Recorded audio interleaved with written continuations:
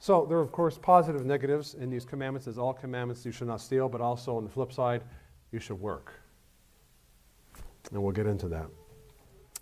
Less obvious, of course, is all the means, causes, occasions, and provocations thereunto in fulfillment of this commandment or in violation of this commandment. And we talked about that a little bit in the prior sermon, so I won't go down details of this, other than this sermon will have more examples of positive and negative fulfillment of this commandment.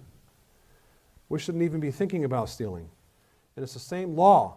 The means, causes, occasions, and the like, the same principles of ownership is both in the Old Testament and the New Testament. I recently heard a podcast that was talking about the Sermon on the Mount, Matthew 5, 6, and 7. And the way they were talking, it was somewhat confusing because they were saying, look, we see here in the New Testament that to really understand how to engage in the culture today as Christians, we must be humble and peacemakers. This is what it means to be in God's kingdom. And my first thought was they weren't God's kingdom in the Old Testament, they weren't called to be peacemakers in the Old Testament, they weren't called to be humble in the Old Testament. I don't understand.